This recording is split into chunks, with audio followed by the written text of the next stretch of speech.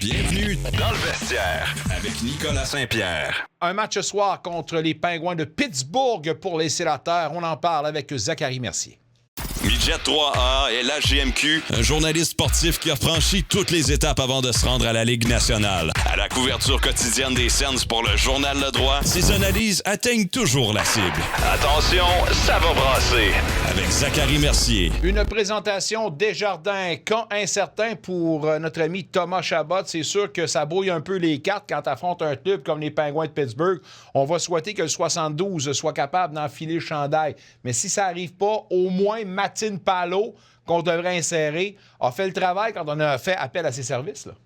Oui, exactement. C'est appelle une police d'assurance de luxe, mais ça ne remplace pas un Thomas Chabot dans la formation. On aimerait bien mieux le voir remplacer un Nick Jensen à l'occasion ou peut-être de manière plus régulière, là. Écoute, c'est difficile dernièrement pour le vétéran. En fait, depuis le début de la saison, là, on ne semble pas voir le même défenseur. Donc, écoute, peut-être que Martin Palo va avoir sa chance plus tôt que tard là, dans cette formation-là. Puis je m'attends à un voyage comme celui-là, avec plusieurs matchs en peu de temps, là, à tout juste avant la pause olympique. Est-ce qu'on va vouloir lui donner quelques occasions de se réchauffer, de se mettre dans le bain là, du côté de Martin Palo avant de partir représenter la Finlande aux Jeux olympiques? Peut-être bien, mais c'est certain que pour Thomas Chabot, c'est une lourde perte s'il doit encore s'absenter. Mais la bonne nouvelle demeure que si jamais il doit s'absenter pour une plus longue période, bien, écoute, il va avoir là, pratiquement 3 semaines là, pour bien s'en remettre. Donc, ça va permettre un peu à tout le monde de guérir les bobos. Mais d'ici ce temps-là, on ne doit pas se permettre d'échapper beaucoup de rencontres. Là, lorsqu'on regarde un peu le calendrier, on se doit d'aller chercher ces points-là là, avant la pause olympique. Grosse victoire pour les Sénateurs contre les Devils du New Jersey. C'était un match qui marquait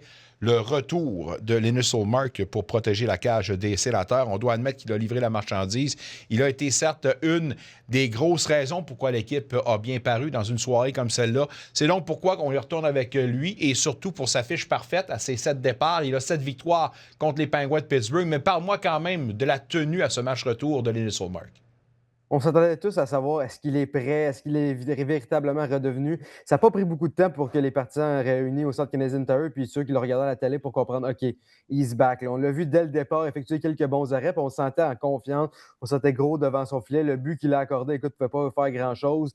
C'était sûr qu'il n'allait pas nécessairement être parfait, mais a donné une chance à son équipe de l'emporter, a effectué plusieurs bons arrêts à des moments opportuns. Puis c'est ce qui manque du côté des Sénateurs depuis le début de la saison, c'est des arrêts clés dans les gros moments. On ne semble pas les avoir. Lorsqu'on a besoin d'un arrêt, on ne les avait pas. Lui, il a donné justement une chance à son équipe samedi là, face aux Devils. Un peu, ça a été ça. On refait les gros arrêts dans les gros moments lorsque le match est serré. Ça a permis justement à son équipe d'aller chercher les gros 2 points. Puis on a senti qu'il y avait une émotion aussi, là. Il a mentionné comme quoi il était devenu émotif dans la période un peu de l'hymne national, dans le moment où est-ce qu'on annonçait les joueurs avant la rencontre. A reçu une chaude ovation. Mais écoute, c'est un retour parfait là, pratiquement là, pour Linus Ullmark qui, justement, va-t-il être capable un peu de se relancer de cette façon-là? Souhaitons-le. Il reste encore 3 matchs aux Sénateurs avant la pause olympique. Est-ce qu'il va être d'office pour les 3? Peut-être pas nécessairement, mais à tout de moins 2 des 3, là, je m'attends à ce qu'il voit beaucoup de caoutchouc là, d'ici la prochaine semaine. Oui, bien écoute, à l'allure que ça va là, je pense effectivement qu'on est en droit de s'attendre à au moins 2 départs sur les 3. Le mois de janvier a été fructueux pour Jake Sanderson avec 17 points, mais également Brady Tkachuk qui en a récolté 18, rien de moins. Je pense que le narratif que Brady Tkachuk n'est pas à son maximum et tout ça, c'est derrière nous maintenant, là. Oui, exactement. Puis, c'était pas nécessairement au niveau des points, je pense, parce que depuis le début de la saison, il récoltait quand même les points. Ouais. Mais on sentait, c'est dans sa façon de jouer. On sentait peut-être un peu moins l'identité qu'il apporte, un peu ce papier sablé-là. Oui, il l'apportait, mais on sentait pas qu'il était en pleine possession de ses moyens, en pleine possession de son élément.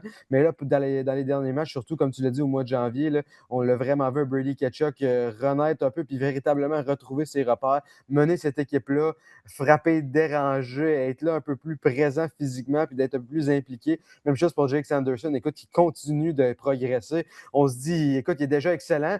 Et jusqu'à où son plafond peut aller, ben, on ne sait pas encore. Puis je pense qu'il y a beaucoup de gens qui vont apprendre à le découvrir davantage lors des Jeux olympiques parce que, écoute, il y en a qui, quand on dit là, son stock va complètement monter, c'est peut-être ses cartes d'hockey, ses produits dérivés vont augmenter parce que je m'attends à ce que Jake Sanderson connaisse des Jeux olympiques tout simplement incroyables. Écoute, la saison qu'il connaît présentement n'est peut-être pas parmi les meilleurs pointeurs chez les défenseurs, demeure parmi les meilleurs, mais peut-être pas parmi l'élite au niveau de la production offensive, mais c'est tout ce qu'il apporte au-delà de tout ça dans les deux sens de la patinoire. Bref, de la façon qu'il se déplace, déplace, coupe tellement de jeu en raison de son coup de patin. Et on dirait qu'à chaque fois qu'on le regarde jouer, il est partout sur la patinoire en même temps. Il fait un peu de tout. Il fait tout de façon assez extraordinaire. 3 victoires de suite pour les Sénateurs dans cette période. 16 buts ont été marqués, 4 buts ont été accordés. Le désavantage numérique est 7-7. Tout ça nous démontre que l'équipe semble dans la meilleure des dispositions qu'on l'a vu depuis le début de la saison. Et je ne parle pas encore une fois de la production offensive à 5 contre 5. On en parlera dans quelques instants, mais des chiffres comme ça nous indiquent effectivement que l'équipe semble avoir atteint son paroxysme cette saison, selon toi? Ouais, ben, c'est un peu le retour du balancier, on dirait, où est-ce que depuis le début de la saison, on jouait des bons matchs, mais les résultats ne suivaient pas nécessairement. Là, on joue des excellents matchs, puis les résultats suivent. Puis comme tu l'as mentionné sur le désavantage numérique, depuis cette annonce publique-là, comme quoi on a changé un peu les responsabilités, et il n'était pas obligé de le faire, là. Il aurait pu décider de le faire un peu par derrière, où est-ce que les responsabilités se font changer à l'interne. Est-ce qu'on voulait vraiment l'annoncer? Bref, je ne connais pas les raisons derrière tout ça, mais depuis qu'on a fait ce changement-là, on connaît du succès. Est-ce que ça fouettait un peu les troupes? Est-ce que c'est simplement le fait qu'on a mieux compris et qu'on est véritablement en pleine possession du système ou à tout le moins en pleine confiance? Peut-être que c'est ça aussi. Il y a plusieurs raisons qui peuvent expliquer ça. Des fois, c'est certains désavantages numériques, certaines stratégies défensives vont mieux face à certains avantages numériques. Mais écoute, on a eu quand même droit on a fait face à quand même Golden Knights de Vegas qui sont pas mal bien nantis sur leur avantage numérique. Même chose du côté de l'Avalanche du Colorado. Même si l'Avalanche du Colorado ne possède pas un taux d'efficacité à tout casser depuis le début de la saison, ça demeure une des très bonnes offensives.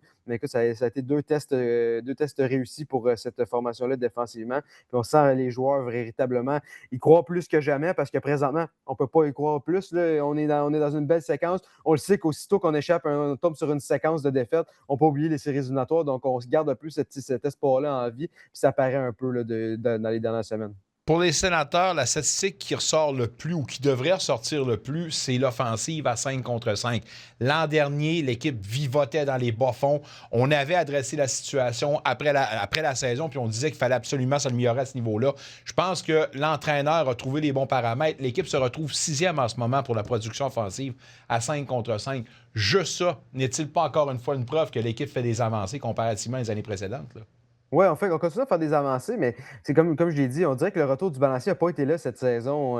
Ça a été du fait qu'on jouait des bons matchs. Il s'est arrivé, je dirais même peut-être la majorité des matchs, on était meilleurs que les adversaires. Écoute, on a une séquence de quelques rencontres où est-ce qu'on était la meilleure formation, mais on ne réussissait pas à aller chercher des victoires, où on trouvait des façons de les perdre au lieu de trouver des façons de les gagner. Puis c'est dommage parce qu'à 5 contre 5, on a trouvé une façon d'aller générer plus d'offensives, mais ça a été souvent un peu devant le filet où est-ce qu'on réussit à générer 3, 4, 5 buts, mais on s'en faisait compter 6. Donc, écoute, on semblait jamais trouver un peu cette façon-là, mais du côté de 55, l'offensive, on semble avoir trouvé une certaine formule gagnante. Puis j'aime bien les trios qu'on a formés récemment, où est-ce qu'on semble avoir un bel équilibre, un bel apport un peu de tout le monde. Puis avec Stéphane Holiday qui est capable un peu qui s'amène, là, qui est de retour au jeu, lui, après sa sévère mise en échec, apporte une autre dimension qui est capable que lui aussi de produire ou à tout le moins de créer des choses offensives. Donc, pour moi, on a 4 bons trios qui sont capables de jouer de l'excellent hockey. Puis pour moi, présentement, un des meilleurs joueurs des Sénateurs, surprenamment, c'est Nick Cousins. Nick Cousins qui joue du très gros hockey, puis qui lui aussi a apporté un peu sa touche d'offensive, qui a rassemblé, redynamisé un peu là, son trio là, avec Amadio et Shane Pinto. Lui d'ailleurs qui a marqué son 100e but en carrière contre les Devils du New Jersey samedi. Ça va très bien. Spécialiste sur l'avantage numérique. Puis c'est un gars, je ne veux pas dire transformé, mais c'est un gars qui progressivement devient le joueur qu'on est allé chercher à Buffalo. Puis ça n'est pas donné à tout le monde de trouver sa place puis de trouver des ajustements avec des compagnons de trio qui n'ont pas été les mêmes au cours de la saison. Il y a eu plusieurs changements puis tergiversations au cours du calendrier. Cousins, crie présent. Je comprends que son différentiel n'est pas le meilleur, mais rien n'est parfait dans ce bas monde. Puis je pense sérieusement là, que c'est une des bonnes histoires et une des bonnes acquisitions pour le directeur général. Mais je ne veux pas parler de lui, je veux parler de Stephen Holiday. Parce qu'à Holiday, j'ai parlé, moi, quand on a annoncé pratiquement son retour, lorsqu'il a été blessé, on se demandait s'il serait apte. Semble qu'il sera apte ce soir. Mais j'ai dit, la progression de ton jeu, qu'est-ce que tu apprécies le plus de ton jeu, que tu as amélioré le plus? Il dit le souci des détails. Puis j'ai profité des moments de qualité qu'on m'a donné à Belleville pour peaufiner tout ça. Puis avec l'aide, évidemment, de mes entraîneurs, je pense que je suis devenu plus mature à ce niveau-là. Mais Stephen Holiday, de la façon qu'il joue en ce moment, pas prêt à dire que c'est un gars de uniquement bottom six. Il y a une partie de son potentiel qui pourrait peut-être le voir sur un top 6 éventuellement. Vois-tu les choses de la même façon?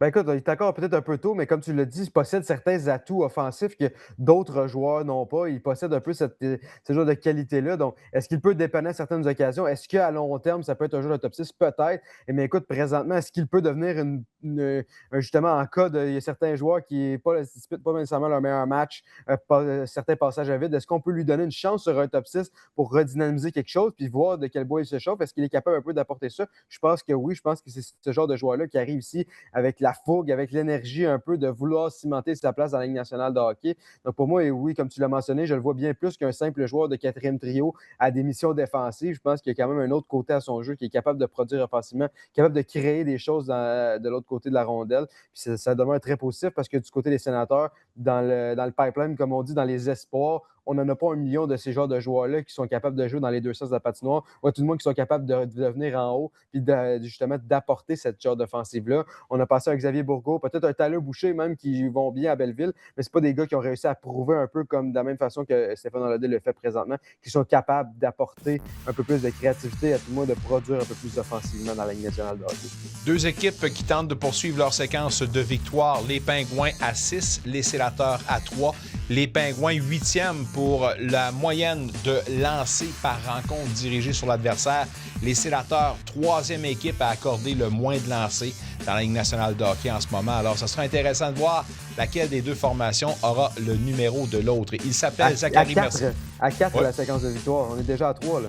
Oui, bien, c'est ça, effectivement. Alors, monsieur Zachary Mercier, qu'on invite les gens à lire quotidiennement dans le quotidien Le Droit, je te dis une bonne fin de soirée, bon match et à mercredi, mon ami.